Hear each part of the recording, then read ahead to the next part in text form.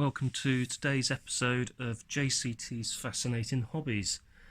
We're again looking at the JVC, and we've actually got the back off of the JVC because that's where the servo board lives. Here's the servo board here. Asking a number of very knowledgeable people on the ElectroTat television and video Facebook group, the general consensus was that the video head was not getting up to speed. So what I want to do, and I've noticed also in chatting to various people online, these purple capacitors can cause us a number of potential problems. So it would be genuinely interesting to see if those capacitors are indeed causing us an issue, if they are, just put some light onto the subject, if they are low in value or high in value, and indeed just to sort of have a look at the board in general. I was advised to take a scope output of the connector, sorry, the pulse output from the Hall effect sensor that lives underneath the head drum, and I think that is this connector here. So I would be very interested to see if my very old-fashioned scope, which is just sat there happily idling, and if you look inside you can see all of the actually I'll turn the light off on here. You can actually see glowing away merrily inside all of the valves. I actually got this one off of my wife's uncle, and it is an impressive unit. Actually, I don't know if they're valves or not. They glow a sort of orangey colour, but I'm not actually sure what those are. I don't know if it's solid state or not. I think there's a lot of valve action going on further down. They may actually be, there you go, there's some valves. Those other ones may be backlights for the tube itself. Yeah, you can see all of those glowing away quite merrily. I've never actually taken this one apart, so it'd be interesting to have a lid off session at some point to give it a clean up, and also to see what sort of valves were running inside of the origins of the scope. They came from my wife's uncle, who was quite literally a rocket scientist. He worked on things, sort of various satellites, etc. So who knows, this scope may have been used for a satellite. Anyway, let's see if we can get an output to the scope. I don't have an appropriate resisted probe, so I'm going to make do with what is actually provided on the scope itself. So it would be interesting to see if we do get anything out of it. So I'm going to earth this to an appropriate point on the chassis. About there. I would guess we're probably getting an alternating current out of it. Volts per square centimetre. Let's set it down to 0.1. And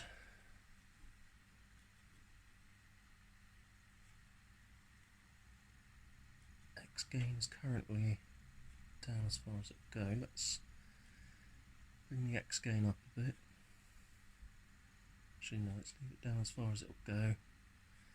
Stability.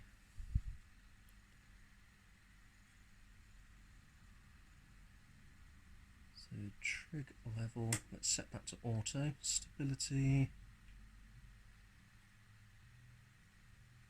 is there. Not 100% certain what a lot of these do.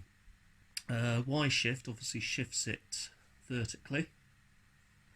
X shift shifts it horizontally. X gain I would assume is for the X axis, so the horizontal. So this one here looks like the signal pin.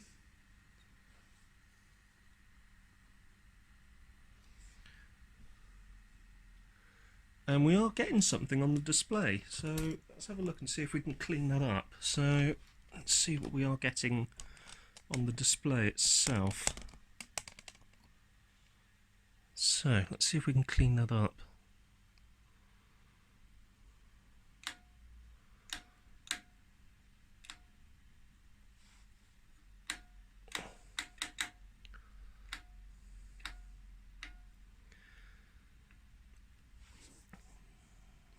That looks like some kind of sine wave, I would guess. Let's try one of the other pins. So nothing on that pin. Nothing on that pin. The signal pin, which looks like this one, is giving us that. So let's... Oh. So if you do that, you can actually see the trace does look like a nice sine wave, I guess. So that would suggest to me that we are getting an input from that that Hall effect sensor.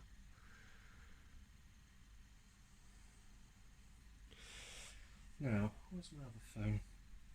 Sorry, other camera. I'm just going to actually take a shot of that, and I can use that to notify the group that I was posting to what I seem to be getting when I probe that particular pin. So that's going to go in front of there.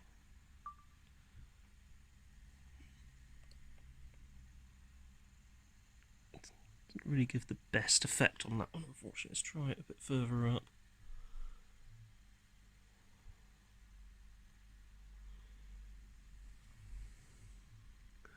Slow it down a bit. Not quite as good.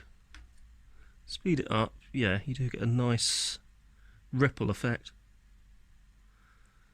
That suggests to me that we are getting something out of that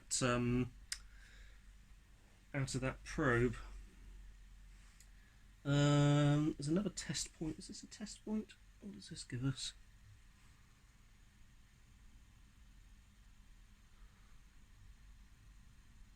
Well, that is a test point that's spiking for some reason. We also have... This is why I need the service manual, because you can actually sort of determine what these points do. So test point 11, it would actually give you a pattern of what you're supposed to be seeing from test point 11 at various points during the machine's operation. So it would be interesting to see what we're getting out of that. That's if I touch it on my finger. Test point 19. Don't seem to get anything out of 19. Test point 10.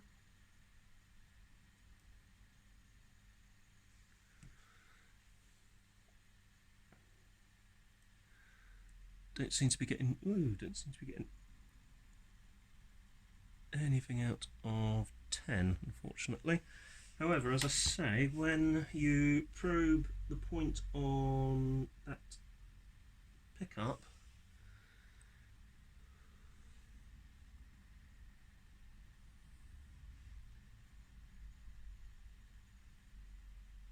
well, you were getting quite a healthy sine wave out of it, which seems to have gone again. Let's just slow it down.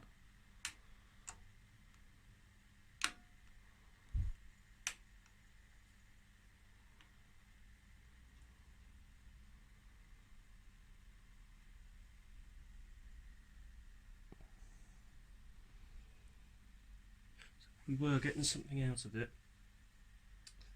So let's have a look. So it's head drum speed that we don't think we've got enough of.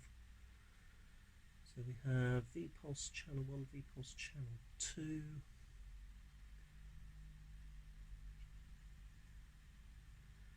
I think the thing to do now is power the machine down. So let's hit stop. Let's hit eject. power the machine down.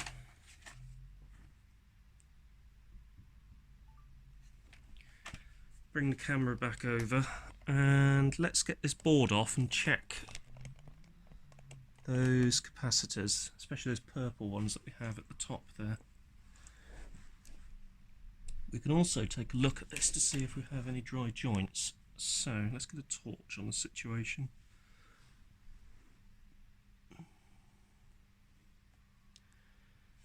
Looks pretty dry around these pots, to be honest with you.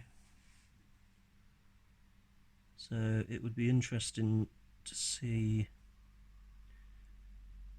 if resoldering those has any action or any benefit.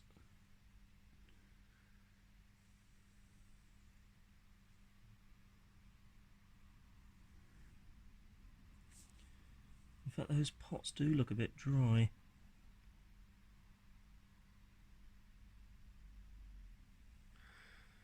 So that's actually just washing out completely on the camera, I've just noticed. But you've got this drum discriminator here, which looks really quite manky. We also have another one here. That's not sure what that does, but that also doesn't look too clever either. One here, SW points, not sure what that is. As I say, we need the service manual, but the joints on that look a bit dry. So, check these connectors down the bottom.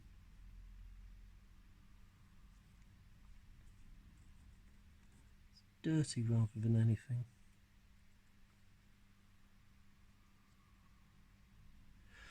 So in a moment we'll get the soldering iron out and we will attack those joints and see if that makes a difference. But for the meantime, let's see if we can measure the capacitance on these capacitors. So we have 16 volt, 10 microfarads I think on that one. As I say, we really do need the a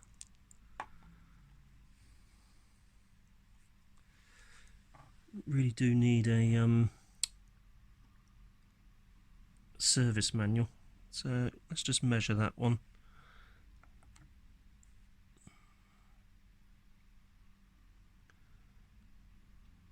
Reckons it's a resistor. It might actually be worth taking that off board to test it. Let's try that again.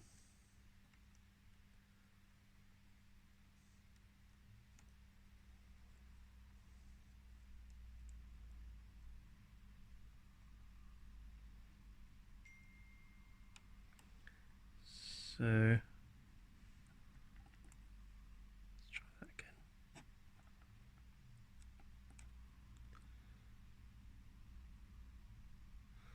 Unknown or damaged part. That's annoying.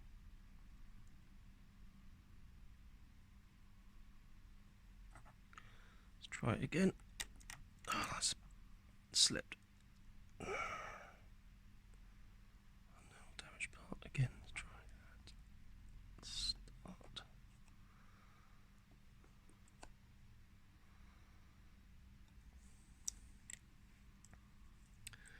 Unknown or damaged part.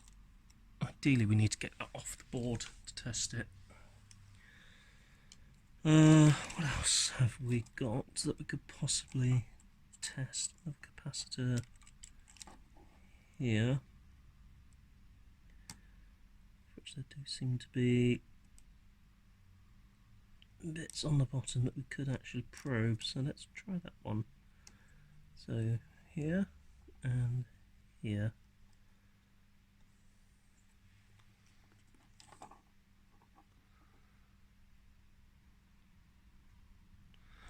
Might be using the wrong pins. Let's try red and green. Because normally this tester doesn't actually come with instructions that are really of any use whatsoever, to be honest. But anyway, I've tested it with a capacitor, 2.2 microfarad affair, and it does read 2.2 microfarads, so it does do something. So It does seem to work, which is good. Let's just get that onto there, and let's start.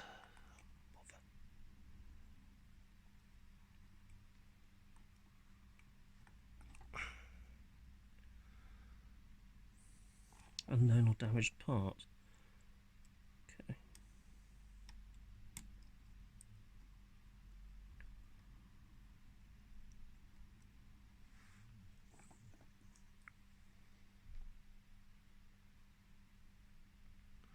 Still reckons that's a resistor. Yeah, I think we need to take those out of the circuit to measure those. Might also be worth getting some charge into this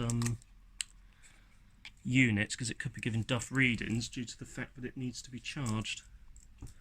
However, we do, as I say, have candidates for resoldering around the potentiometers that I was on about earlier. Let's try and cast some light onto them again. So they do look quite dry, to be honest. Not sure if you can really see that on camera. So I'm on about this one here and this one here. So let's go and grab a soldering iron and see if we can do something with those potentiometers. So I've connected my tester up to a proper power supply source, and that 10 microfarad capacitor, according to this, is reading out at, oh, I reckon it's 12.3 ohms again. It was reading a ridiculous capacitance reading earlier, so let's try that again.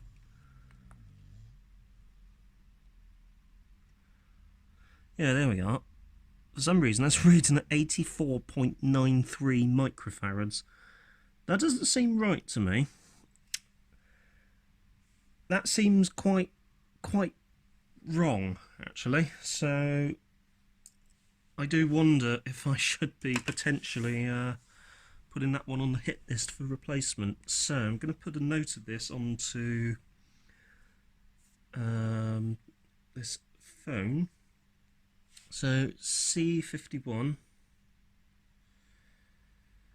which is a 10 microfarad capacitor,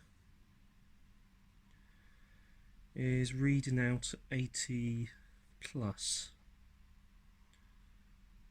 I didn't think capacitors could increase in value. I thought they would go low in value.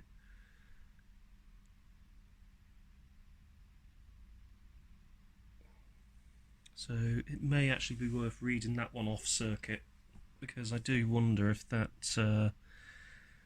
is giving us a erroneous reading. Right, I think we've got the soldering iron underway. I do have a solder sucker somewhere. So let's just go and grab that quickly. There we go, so that puts a bit of useful light on the situation.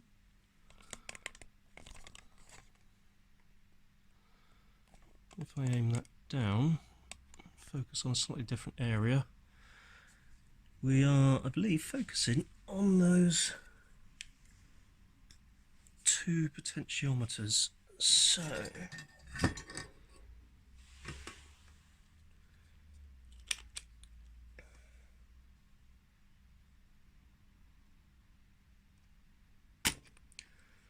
there's one.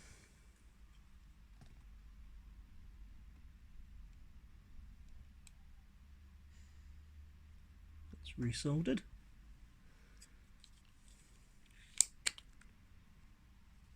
Two. Not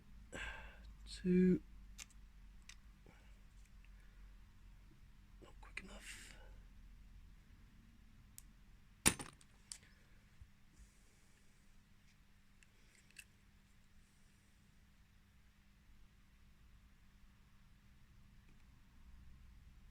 There we go. Oh, a little bit more. There we go. And 3.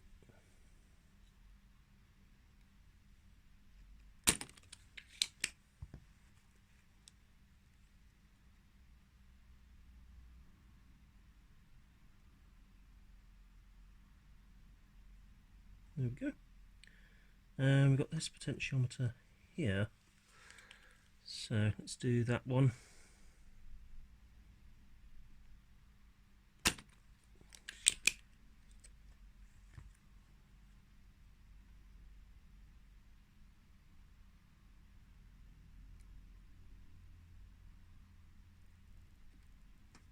Okay. So that's one.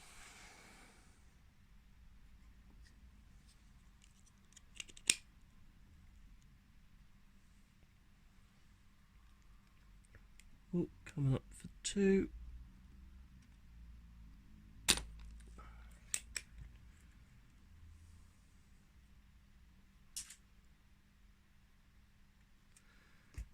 And three.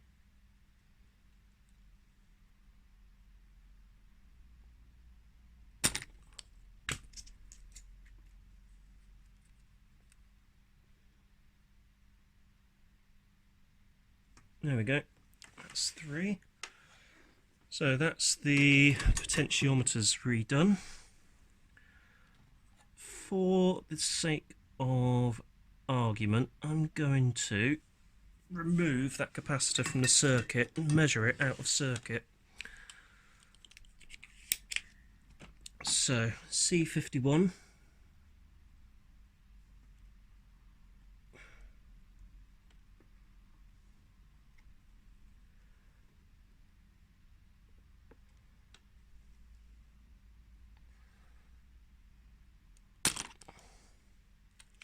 That's one leg.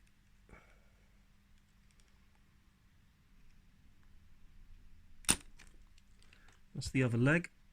And a little wriggle. Out it comes.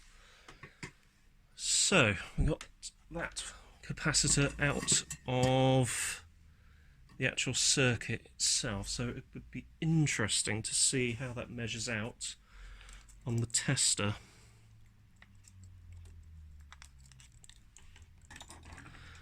So we're going to connect one of the legs here, connect up another of the legs here,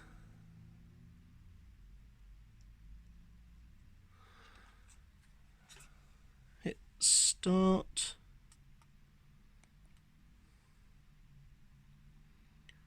so currently testing 10.68 microfarads. Now that shows you the importance of measuring capacitance of things out of circuit. So that is probably alright, to be honest with you. Is measuring about what I would expect it to be.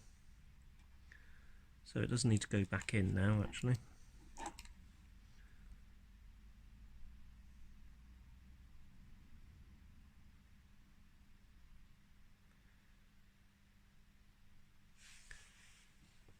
So I just need to pop it back into the circuit itself. It might be worth actually measuring some of those other ones out of circuit at some point.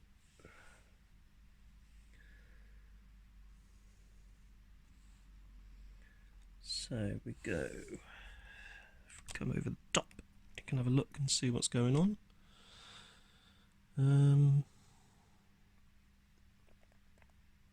There we go.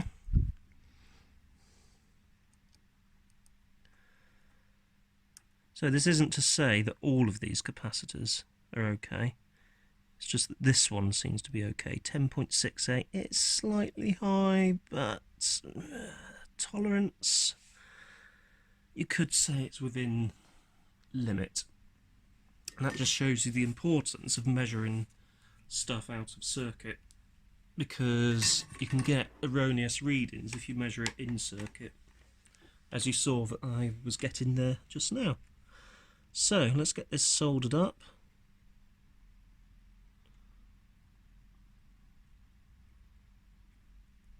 There's one and two. There we go. Rather nice little finish to those. Looks good. Doesn't seem to be touching anything else, which is also good. So we've resoldered the potentiometers. Now I would be genuinely interested to see if this has actually made any difference at all. So let's get it plugged in, see what it does. It's actually plugged in at the minute. There we go. Let's power it on and hit play.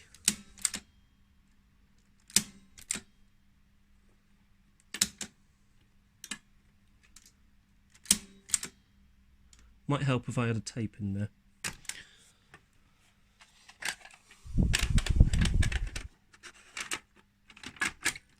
So play.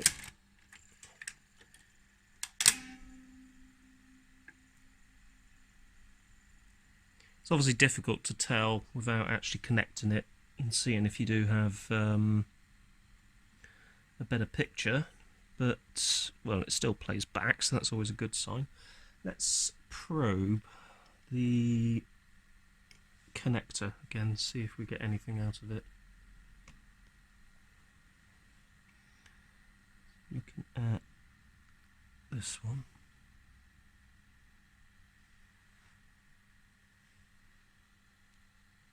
I think it's this one.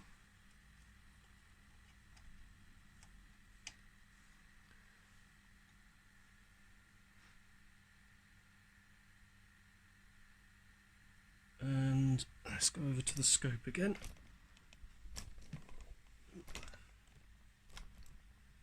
Obviously nothing's going to have changed from the sensor itself, because obviously we haven't done anything with the sensor. So if we come back,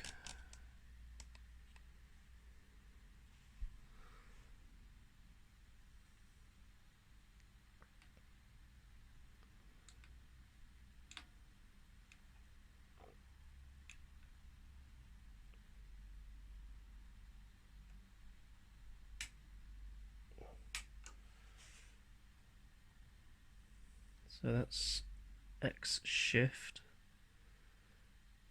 Gain is right down the bottom. If I turn the gain up, it just makes it wider to the point where we actually see what looks like a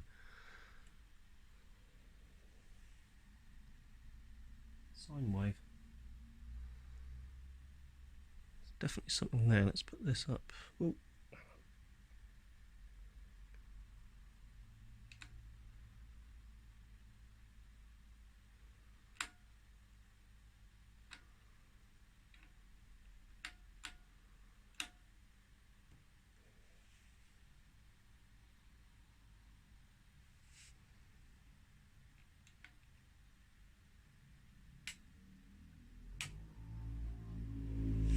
If you switch it to DC, oh, you get the same on DC.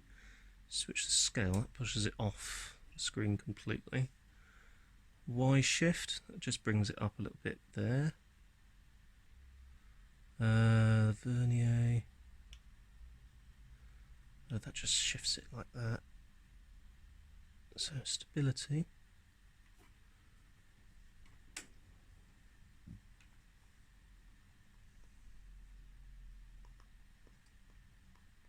That's X shift.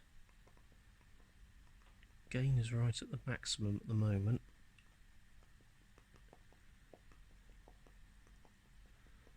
Just seems to spread that. So we're getting that. If we lower that down,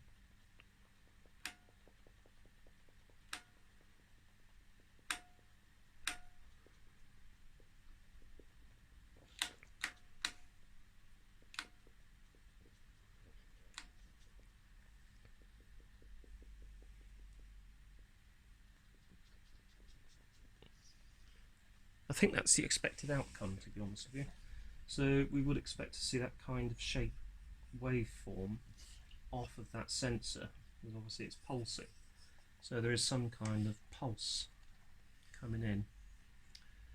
So I think the next thing I'm going to have to do is try and get a copy of the service manual for this, because it would be quite useful to see what points we need to scope. And also get some of the values for those capacitors so we can get those off board and measure them in greater detail. I will at some point connect this up to CRT to see if we are actually getting something out of it. I'm just probing the potentiometer for the head drum at the moment. I think there's a head drum speed, but that won't give us anything, I don't think. So this test point here, is that a test point? Don't think it is. So it would be interesting to see what you're supposed to get off, say, test point 19, which I'm just probing at the moment and can't get anything out of it. And some of the other test points, it'd just be interesting to see what shape waveform you should be getting off of those. So, feeling a little bit happier about this. It's good to be able to actually sort of dive into these things and see, you know, exactly how things work, and it's actually a good experience for me to actually be doing stuff like this. Anyway, if you have found this video interesting, don't forget to hit that like button. Don't forget to consider subscribing for upcoming fascinating hobbies, and I will see you next time. Thank you for watching.